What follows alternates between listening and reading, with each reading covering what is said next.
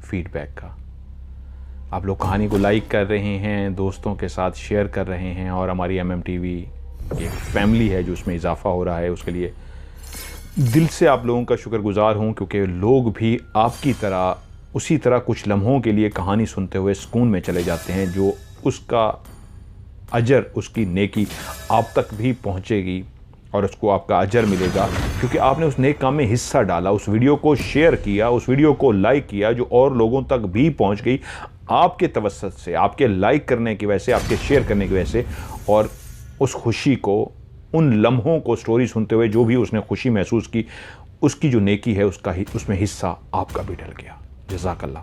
तो इस वीडियो को भी लाइक कीजिएगा और आगे ये सिलसिला लाइक का चलता रहना चाहिए, इसको करते रहिएगा। कहानी का पार्ट 2 शुरू करते हैं। कल जो मुझे कहानी भेजी थी इंडिया से, जिनका नाम है समीर, और इंडिया गुजरात में बड़ौदा सिटी के आगे उनका गांव है, और ये तकरीबन 6 साल से दुबई में हैं। और ये जो वाक़या मैं सुनाने जा रहा हूँ, 15-16 साल की उनकी उम्र थी और 2016 का ये वाक़या है। कल जहाँ पे हमने पार्ट 1 ख़त्म किया था वो था कि वो अपनी साइकिल लेके अपने उन ज़मीनों को देखने के लिए पहुंचा था, जो अपने बड़े अब्बा से पूछ के गया था कि हमारी ज़मीनें कहाँ पे थीं। उस कनाल, उस नहर पे वो पहुंचा, और नहर के बाद अपनी साइकिल से होता हुआ, जहाँ पे उसको बड़े अब्बा ने बताया था कि 2 ज़मीनें छोड़ के तीसरी ज़मीन हमारी है, और तीसरी ज़मीन उसने देखी तो वहाँ पे जंगल था।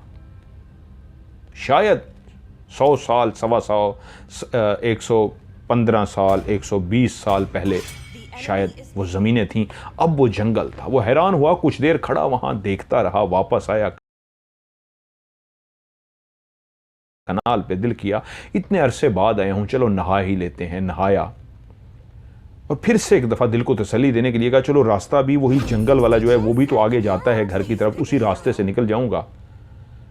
फिर से अच्छी तरीके देखता हूँ कहीं गलती तो नहीं कर रहा। तो फिर उसने एहतियात के साथ पहली ज़मीन को क्रॉस किया कि हाँ यहाँ पे पहली ज़मीन ख़त्म हो गई, फिर अगली ज़मीन पे पहुँचा, उसको क्रॉस किया, वो बिल्कुल जहाँ पे ख़त्म हुई, जहाँ से तीसरी ज़मीन शुरू होती थी, वहीं पे ही जंगल शुरू हो गया था। अब कोई शक की गुंजाइश नहीं रही थी, ये तो जंगल है। लेकिन मैं जब आया था, झोंपड़ी थी, और जब मैं आया था रात के टाइम, वो मुझे लेके आई थी। 5 मिनट के अंदर ही हम पहुंच गए थे, और अभी मुझे साइकिल पे आधे हुए आधे घंटे से भी ज़्यादा लग गया है। वो भी पैदल थे, रात को 5 मिनट में पहुंच गए। साइकिल पे आधा घंटा लगा है, शायद मैं पैदल आता तो घंटा लग जाता। मैंने रात देखा था, खेत ही खेत थे। एक झोंपड़ी सी बनी हुई थी, जिसके अंदर दरमियान में एक ब्राउन सी रेड कलर की पुराने दौर की जिस तरह मोटी सी एक लकड़ी होती है जिसके सहारे छत बनाई जाती थी, वजन उस लकड़ी पे होता था, वो दरमियान में लगी थी। लेकिन उसके साथ एक लालटेन भी लगा हुआ था जो जल रहा था, और वहीं पे एक खटिया सी पड़ी थी पुराने दौर की छोटी सी साइड पे। वहीं पे एक मिट्टी का चूल्हा था, साथ में तवा रखा हुआ था, चंद बर्तन रखे हुए थे, और वहीं पे शरबत था जो उसने पिया था। तो वो क्या था? वो ये सोचता हुआ उस जंगल में दाखिल हो चुका था। इन्हीं सोचों में गुम था कि निगाह पड़ती है सामने उसी झोंपड़ी पे जो उसने रात के टाइम पे देखी थी। वैसी ही झोंपड़ी उसके सामने, और स्पेशली दूर से नजर पड़ती है, उसके अंदर वो मौजूद है। वो डंडा था जो ब्राउन रेड कलर का था। उसने साइकिल वहीं पे ही रोक दी। क्या ये मेरी आंखों का धोखा है? क्या मेरी आंखों का वहम है? ये मैं हकीकत में जंगल में देख पा रहा हूं। साइकिल वहीं खड़ी करके वो चलता हुआ आहिस्ता आहिस्ता आहिस्ता उसी झोंपड़ी के सामने पहुंच गया। लेकिन ये झोंपड़ी तो टूट फूट का शिकार थी। लेकिन इस झोंपड़ी की हैरत अंगेज बात यह थी, उसके दरवाजे पे जब पहुंचा तो बिल्कुल ये वही दरवाजा था जिसके अंदर वो रात को दाखिल हुआ था। हाँ, खटिया नहीं थी, लेकिन आसार बताते थे कि कभी इसी झोंपड़ी के अंदर उसी जगह पे जहाँ पे उसने मिट्टी का चूल्हा देखा था, जहाँ पे लगता था तवा भी रखा था कि अभी ये इस्तेमाल में है, वहीं आसार बताते थे कभी यहाँ पे चूल्हा मिट्टी का था जो अब टूट फूट का शिकार था। हाँ, वहाँ बर्तन नहीं थे, वो शरबत वाले बर्तन भी नहीं थे, लेकिन वहीं पे वो जो लकड़ी मौजूद थी उसके ऊपर आज भी एक संग आलूद पुराना, जैसे सदियों से लटका हो, एक लालटेन लटक रहा था। वही लालटेन जिसके अंदर एक शीशे के अंदर मिट्टी का तेल होता था, और मिट्टी के तेल के अंदर से एक वो कपड़ा सा निकला होता था, उसको आग जला के उसके शीशे को बंद करते थे। वो उसका शीशा टूट चुका था और लालटेन जिस अंदाज में लटका था, लगता था इसको लटकाने वाले पत्नी कितने साल पहले इस झोंपड़ी से चले गए और अपने लालटेन को यहीं पे छोड़ गए, जो अब मुंह बोलता सबूत था कि मुझे यहाँ लटके लटके कई साल गुजर चुके हैं। हाँ, इस झोंपड़ी में कभी कोई रहता था, आसार तो यही बताते थे, लेकिन ये वही झोंपड़ी थी जिसको मैंने कल रात को देखा था। लालटेन यही जल रहा था और इसी जगह पे ही लगा हुआ था, इसी जगह पे ही लगा हुआ था। क्या यही लालटेन था? ये तो कब का सालों से बंद है, टूटा फूटा है, जंग आलूद हो चुका है, जाले से भरा हुआ है। वो तो ताज़ा था, उसकी तो रोशनी रात बिखरी हुई थी। और मैंने तो रात खड़े होकर इन ज़मीनों को देखा था कि मेरे अब्बा यहाँ पे खेलते रहे हैं। मुझे अपने अब्बा की बहुत याद आ रही थी। तो ये क्या है? मैं चौंक सा गया, क्योंकि झोंपड़ी बिल्कुल पीछे से टूट फूट का शिकार थी। सिर्फ सामने वाला हिस्सा था जो कायम दायम था, पीछे से सारी टूट फूट का शिकार हो चुकी थी। इस अंदाज के टूट फूट का शिकार जैसे सालों से इसके अंदर ना कोई दाखिल हुआ है और सालों से ये वीरान पड़ी पड़ी मौसमों का मुकाबला करते करते टूट फूट का शिकार हुई थी। आज भी किसी घर को, किसी झोंपड़ी को छोड़ दें तो बारिशें, तूफान, आंधी आती है तो वक्त उसको थपेड़े मार मार मार मार के तोड़ देता है। घर भी मौसमों का मुकाबला करते करते ख़त्म हो जाते हैं। वो वहाँ से अपनी साइकिल पे सवार हुआ और घर की तरफ रवाना हुआ। उसका दिमाग बहुत ज़्यादा उलझा हुआ था। समीर कहता है, मैं घर पहुँचा हूँ, मैंने साइकिल खड़ी की है, हाथ मुंह धोया है और मैं उलझा हुआ अब उस तरफ कदम मेरे जा रहे थे जो हमारे इमाम मस्जिद साहब का घर था। ये हमारे इलाके के ऐसे इमाम मस्जिद उस गांव के थे जिनके बारे में मशहूर था कि ये बहुत बड़े बड़े चिल्ले कर चुके थे, बहुत ही नेक शख्स थे। अगर गांव में किसी के अंदर जिन्नात की हाजिरी भी आ जाती तो उसको वो इन्हीं मौलवी साहब के पास लेके आते और इतने साहिब इल्म थे कि पढ़ाई करते। और समीर कहते हैं, मैं भी देख चुका था कि उस शख्स के अंदर जिन्नात की हाजिरी करा लेते, उससे बातें करते, उससे हम कलाम होते और उसको निकलने पे, अपने इल्म की ताकत से उसको बाहर निकालने पे मजबूर कर देते और वो जिन उस वजूद को छोड़ने पे मजबूर हो जाता। सिर्फ सुन नहीं रखा था कि बहुत नेक और पहुंची हुई हस्ती हैं, बल्कि आंखों से उनके कई ऐसे वाकयात देख भी चुके थे। किसी को सर का दम, किसी को सर में दर्द हो, किसी को कोई इस तरह का जो जादू, जिन्नात, तावीज़ात के हवाले से कोई भी इशू होता तो वो फी सबीलिल्लाह लोगों की मदद करते थे। और मैं बचपन में कुरान मजीद उन्हीं से पढ़ा था। ना सिर्फ मैं, मेरी माँ, बल्कि गाँव का हर फर्द उनकी बेइंतहा इज्जत करता था। मैं चलता हुआ मौलवी साहब के पास पहुंचा तो उन्होंने मुझे दूर से देख लिया और बोले, क्या हाल है भाई? मैंने उनको सलाम किया। उन्होंने कहा, वालेकुम अस्सलाम। हाँ भाई, क्या हाल है समीर? मैंने कहा, जी ठीक हूँ। मैं जैसे ही उनके सामने बैठा तो मैंने कहा, मौलवी साहब आपसे एक बात करनी है। तो एकदम उन्होंने मेरी तरफ देखा और मुझे कहते हैं, चुप। मैं एकदम से अजीब हो गया और मुझे ऐसे उंगली का इशारा करके ना वहीं पे ही बैठ गए। पता नहीं उनको क्या हुआ, उन्होंने पढ़ना शुरू कर दिया। बैठ के पढ़ते रहे पढ़ते रहे पढ़ते रहे और मैं चुप करके उनके सामने बैठा रहा। पढ़ते पढ़ते पढ़ते मुझे कहते हैं, समीर तू आज के बाद अपने घर से बाहर नहीं बैठेगा। और मेरी बात कान खोल के सुन ले, तू जिससे मिलता है, तू जिसके साथ बैठ के बातें करता है, आज के बाद तू उससे बातें नहीं करेगा। तो मैं उनकी इज्जत करता था। उनके जुमले सुन के मैं परेशान हो गया। दोस्त होता तो मैं उनको कहता, हाँ मैं मिलता हूँ, मैं मिलूंगा भाई, तुम्हें क्या इशू है, तुम्हें क्या मसला है। लेकिन वो हमारे मौलवी साहब थे, उस्ताद थे, उनसे खौफ का, डर का, मोहब्बत का रिश्ता था, तो उनसे मैंने छुपाने की कोशिश की। अब मौलवी साहब, मैं किससे मिलता हूँ? मैं आपकी बात को समझा नहीं, आप किसकी बात कर रहे हैं? किससे मैं मिलता हूँ? तो आगे से बोले, उसी लड़की की बात कर रहा हूँ जिससे तू मिलता है। मेरे सामने बनो मत, मुझे सब पता चल गया है। नहीं, तुम आज के बाद उससे नहीं मिलोगे। और उठो, अभी अभी जाओ, अपनी माँ को बुला के लाओ। मैं एकदम से, समीर कहते परेशान हो गया कि ये तो सीधा माँ को ही बुला रहे हैं, ये तो काम ख़राब हो जाएगा। मैं एकदम से गड़बड़ा गया और फौरी तौर पे माफ़ी वाले अंदाज में कहा, माफ़ कर दें मौलवी साहब, गलती हो गई, मैं आइंदा नहीं मिलूँगा उस लड़की से, मैं ना ही उससे कभी बात करूँगा, जैसा आप कहेंगे वैसा ही करूँगा, गलती होगी, प्लीज़ मुझे माफ़ कर दें।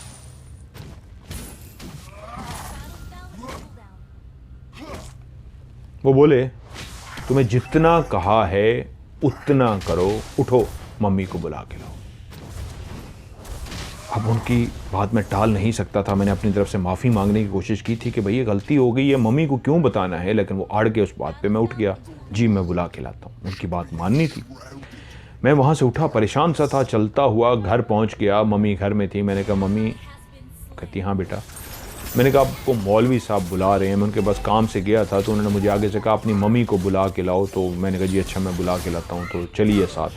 तो मम्मी कहती है अच्छा मैं चली जाऊँगी, उनसे मिल लूँगी। मैंने कहा नहीं, वो कह रहे हैं अभी बुला के लाओ और अपने साथ लेके आओ। मम्मी कहती हैं अच्छा तू एक काम कर, तू चल, मैं अभी अभी पीछे आती हूँ। मैं चल पड़ा और जब वहाँ पहुँचा तो मौलवी साहब अपने घर पे मौजूद थे, एक जगह पे बैठे हुए थे, जग एक पानी का उनके सामने रखा हुआ था और मुझे कहते हैं कहाँ है मम्मी?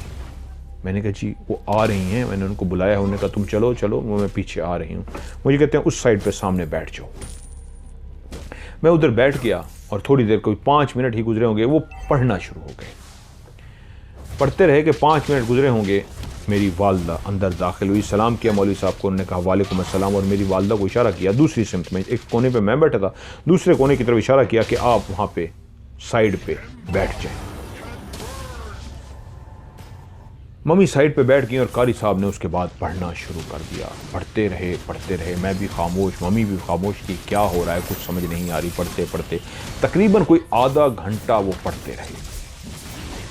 आधा घंटा पढ़ने के बाद उन्होंने जो जग सामने रखा हुआ था उस जग पे फूंकें मारी और मम्मी को मुखातिब किया कि ये मैंने पानी दम कर दिया है, इस पानी को घर लेके जाइए और घर के जितने भी कोने हैं हर कोने के अंदर इसका छिड़काव कीजिए। सुबह, दोपहर और शाम, तीनों टाइम आपने पानी का छिड़काव करना है। और जब पानी इस जग में से कम हो जाए तो और पानी डाल लीजिएगा। यही जग बेशक ले जाइए, इसको वापस भिजवा दीजिएगा, अपने किसी बर्तन में पानी को डाल लीजिएगा, लेकिन सुबह दोपहर शाम मुसलसल 2-3 हफ्ते तक आपने छिड़काव करना है। और जाइए। मम्मी ने कहा जी अच्छा। और मम्मी ने मेरी तरफ कहा आओ समीर चलें। तो मौलवी साहब बोलते हैं नहीं, अभी समीर को बैठने दें, आप जाइए, समीर बाद में आ जाएगा। अब मम्मी एकदम परेशान हो गई कि समीर बाद में आ जाएगा, ऐसी क्या बात है, क्या हो गया है? मौलवी साहब ने, ये कुछ हिला है, मौलवी साहब ने मुझे बुलाया है और बुलाते ही कहा ये पानी लेके जाओ और बेटे को कहा है बैठने दो। लेकिन वो वालदा थी और खातून कभी भी हमारे इलाके में गुजरात में बहस नहीं करती मौलवी साहब से स्पेशली। उन्होंने आगे से कहा जी अच्छा, सर झुकाया और पानी लेके चली गई। सवाल करना चाहती थी लेकिन जब उन्होंने कह दिया कि बस अब आप जाएं तो वो समझ गए कि अब वो ज़्यादा बोलने के मूड में नहीं है, इसको बैठे रहने दो। मम्मी अब चली गई। वो मुझसे मुखातिब हुए, समीर अब मेरी बात ध्यान से सुनो, मैंने तुम्हारी मम्मी को इसलिए बुलाया है कि मैंने पानी दम करके दिया है, तुम्हारी मम्मी जाके ताकि इस पानी को घर के अंदर 2-3 हफ्ते तक मुसलसल छिड़काव करती रहेगी। मुझे पता है समीर तुम सादिया नाम की एक लड़की से मिलते हो, उसने तुम्हें अपना नाम सादिया बताया है ना? मैं चौंक पड़ा, मौलवी साहब को कैसे पता लग गया था? मैंने गर्दन हिलाई, जी। सफेद कलर के वो लिबास में आई थी और उसके बाद तुम्हें उसने कहा था वो तुम्हें अपना घर भी दिखाती हूं, तुम्हें वो अपने घर भी लेके गई थी। उसी घर में जहाँ पे तुम्हारे दादा ने वो ज़मीन का टुकड़ा दे के पुराना घर ख़रीदा था, और उसने तुम्हें कहा था कि मैं तुम्हारे घर में रहती थी, जो पहले कभी हमारा था, बाद में तुम लोगों ने हमसे ख़रीद लिया था, और उसके बदले ज़मीन का जो टुकड़ा दिया था, आज हम वहीं पे रहते हैं, और उसी पे तुम्हें लेके गई थी झोंपड़ी में। ऐसा ही है? मैंने कहा जी मौलवी साहब। फिर तुम्हें वहाँ पे रात के टाइम लेके गई, लालटेन जल रहा था, तुम्हें शरबत भी पिलाई थी, तुमने शरबत के 3-4 गिलास भी पिए थे। मैं कहा जी बिल्कुल मौलवी साहब, ऐसे ही है। वो मुझसे बोले, तुमने एक बात क्यों नहीं गौर की?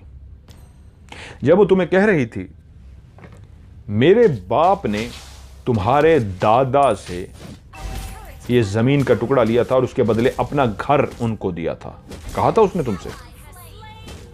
मैंने कहा जी मौलवी साहब। तो उसने कहा तुम्हारे दादा की उम्र क्या थी, और तुम्हारे दादा ने जब ये घर लिया था वो 1990 की बात है। नहीं, ये तो किसी और कहानी में 1990 है, सॉरी। तुम्हारे दादा ने बहुत अरसा पहले वो घर उनसे लिया था, और उसके बाद उसको लाखों लोगों ने तोड़ा और नया घर बनाया, और सब ने अपने अपने अलग घर बना लिए। तो कई सालों साल पुरानी बात है। तो जिसकी ये बेटी है, जिसको अपना ये बाप कह रही है, वो तो तुम्हारे दादा की उम्र का था, तो इसकी उम्र 23-24 साल क्यों है? तुम्हारी दादी ने तुम्हें जो बताया था, क्या बताया था उस घर के बारे में? मैं हैरान हो गया कि उनको ये वाली बात भी पता है। मैंने कहा जी वो तो बताती हैं कि कोई 100 साल या 125 साल पहली पुरानी बात है। तो उसने कहा जिस घर को 100 साल या 125 साल गुजर गए हैं, तो ये आज भी 23 साल की है, 22 साल की, 24 साल की। तुमने ये बात गौर नहीं की? जिस मकान को अपना घर कह रही है, तुम तो अभी पैदा भी नहीं हुए थे। इस हिसाब से अगर ये उस शख्स की बेटी है जिसका वो मकान था, तो इसकी उम्र तो होनी चाहिए थी कोई 90 साल, 100 साल। वो तो 23-24 साल की है। और फिर जब वो तुम्हें अपने घर से तुम्हारी ज़मीनों पे लेके जाने लगी है, तो वो फासला 5 मिनट में तुम लोगों ने तय किया है। ऐसे ही है? मैं कहा जी मौलवी साहब। और वापस भी तुम्हें छोड़ने इसलिए आई है कि तुम अगर अकेले आते तुम नहीं पहुंच सकते थे, तुम्हें पता ही नहीं था तुम कहाँ पे हो। तुमने अपनी वो आबाई ज़मीन जो तुम लोगों ने उनको दे दी थी, देखी ही नहीं थी। लेकिन आज जब तुम वहाँ साइकिल पे गए हो, तो तुम पहुँचे हो साइकिल पे आधे घंटे में, और वो तुम्हें 5 मिनट में पैदल लेके गई है। अगर तुम पैदल जाने वहाँ पे जाने की कोशिश करो अपने घर से, तो पैदल तुम्हें घंटा लगना चाहिए। वहाँ पे तुम 5 मिनट में कैसे पहुँच गए, और 5 मिनट में वापस कैसे आ गए? ये मैं सारी बातें सुनता जा रहा था और चौंकता जा रहा था। बात तो हकीकत ही मेरा दिमाग खुलता जा रहा था। बोले, ए भोले इंसान, तुम्हें अब भी समझ नहीं आई? वो इंसान नहीं है, वो हम इंसानों में से नहीं है। जिस तरह वो तुम्हें अपने साथ 5 मिनट में वहां पे लेके पहुंच गई है, कोई भी इंसान ऐसा नहीं कर सकता। और इतने सालों के बाद भी कोई इतना जवान नहीं रह सकता सिवाय उस मखलूक के जिनको हम जिन्नात कहते हैं, जिनको हम जिन भूत चुड़ैले कहते हैं, जिनकी उम्रें इतनी लंबी होती हैं कि वो इंसान का रूप धार के जब सामने आते हैं तो 23-24 साल, 22 साल, 18 साल के बन के आ जाते हैं। लेकिन असल में उनकी उम्रें तो 100 साल से भी ज़्यादा होती हैं, 1000 साल से भी ज़्यादा होती हैं, और तुम उसके बहकावे में आ गए। अब मुझसे एक अहद करो कि तुम आज के बाद उससे नहीं मिलोगे। अगर मैंने ये सब कुछ देख लिया है जो सिर्फ तुम जानते थे या वही सादिया जानती थी, मुझे एक एक बात का पता चल गया है, यहां तक बता दिया कि तुम आज गए थे, ऐसा है ना? मैं कहा जी मौलवी साहब। तो उसने कहा अगली बात भी सुन लो, अगर तुम आइंदा उससे मिले, तुम जिंदगी की बाजी हार जाओगे, तुम अपनी मौत को दावत दोगे, वो तुम्हें अपने साथ ले जाएगी। और तुम अपनी माँ के अकलौते बेटे हो, अगर माँ को तकलीफ देना चाहते हो और एक लड़की के लिए माँ को छोड़ना चाहते हो, तो याद रखना फिर तुम्हारी माँ तुम्हारे वजूद को, तुम्हारे जिस्म को मट्टी में दफन करेगी, क्योंकि तुम जिंदा नहीं रहोगे। वो तुम्हें मार के तुम्हारे वजूद में से तुम्हें निकाल के अपने साथ ले जाएगी। तुम्हारा वजूद तुम्हारी माँ के सामने मुर्दा पड़ा होगा, और तुम्हारी बूढ़ी माँ रोते हुए उस वजूद को कब्र में दफनाएगी। क्या तुम्हें